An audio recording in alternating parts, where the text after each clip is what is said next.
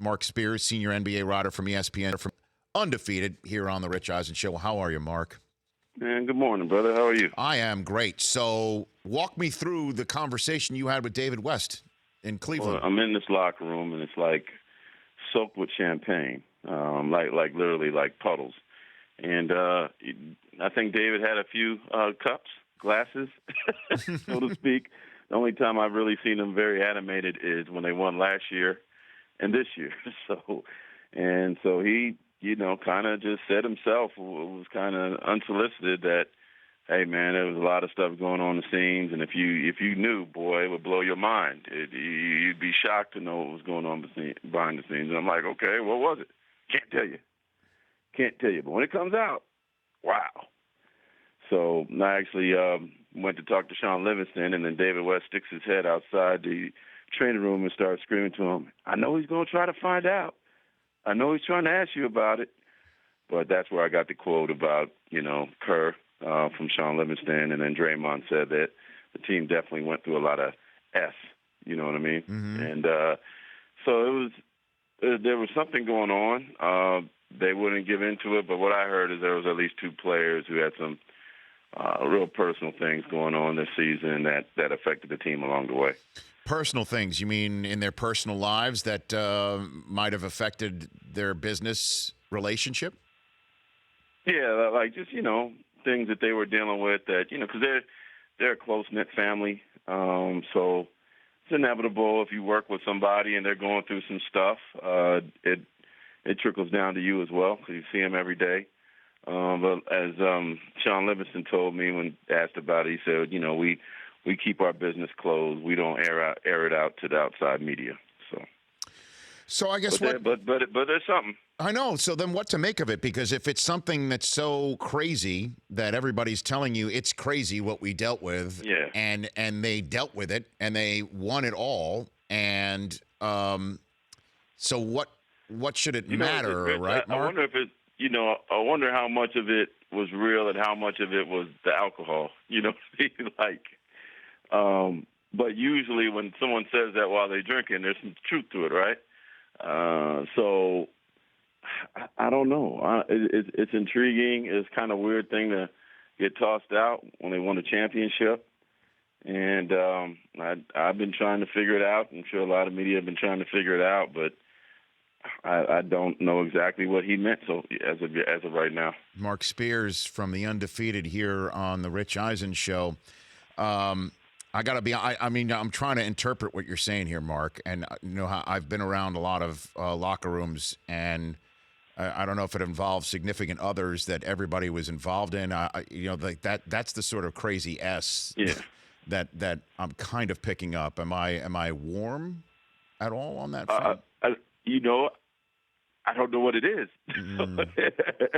I mean, when you think of crazy S, shoot, it could be anything. I'm as intrigued as you, and but perhaps after this was said, I think behind the scenes, like everybody I've asked about it, kind of gave me this look of acknowledgement, but won't say a thing. So.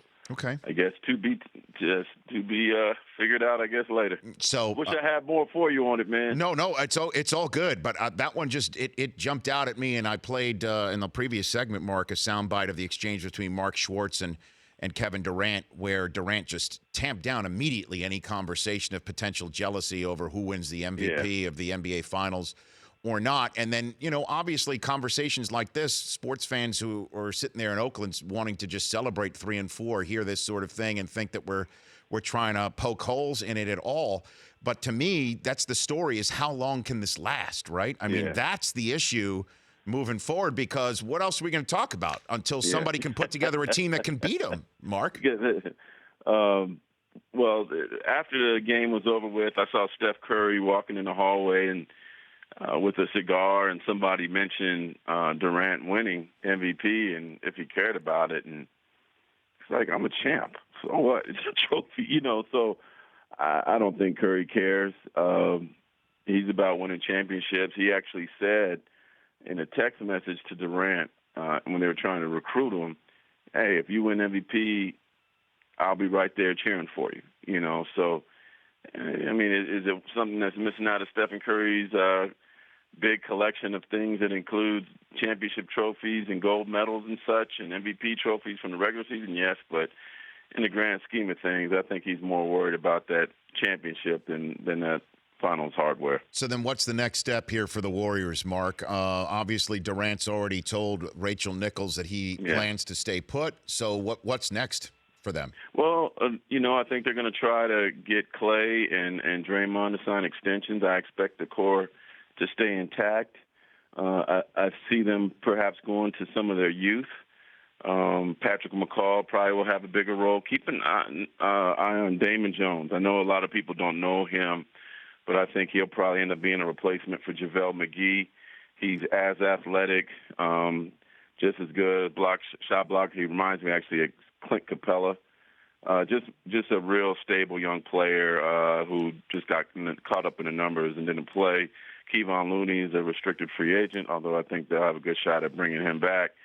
So, Quinn Cook will be back. So, obviously, Livingston and Iguodala will be coming off the bench. So they want to try to add some youth, but they already have some youth on a roster on the bench that I think they're going to give more of a chance to next season. So, and then the next question, I guess, Mark, is the biggest threat to the Warriors from outside the building. And that would mean LeBron. That's it. Yeah. And so my question for you is, what do you think is the biggest threat? LeBron teaming up with somebody or the Celtics? What do you think, Mark? I think Boston's going to be amazing. Rich, I saw them in the preseason before Gordon Hayward got hurt. I actually picked them to play the Warriors in the finals before the season started. And when I saw them play in Charlotte, they were absolutely amazing together. And Tatum's going to be better. I mean, they were like Warriors East, extremely fun to watch. They weren't like the team that played the Cavs in these finals. This team could score. They hit a lot of threes, ran. Kyrie was amazing with this group. Yeah, so wherever LeBron goes, I mean, if he goes in the West, he still has to get through the Warriors. So I do think the Celtics are the biggest threat right now. So then where do you think LeBron goes? Mark, I know that's the million or the max million. I'm keeping an eye on that nobody's talking about? Go for it. What is Chris Paul going to do? See, because I think that's key.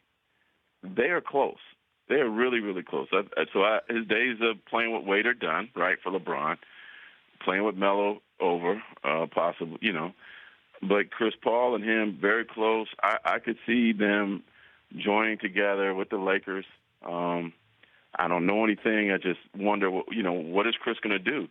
Is it more attractive to return to Houston and finish it? Or could it be attractive to finally be in a Lakers uniform with LeBron James? Chris still lives in L.A. in the off season. I think there's a lot for him to think about. So to me, he has a key to this whole thing that perhaps a lot of people are not talking about. So you think the first conversation after LeBron checks in with his family will be with Chris Paul? He picks up the phone? Oh, I wouldn't be surprised if they've spoken already.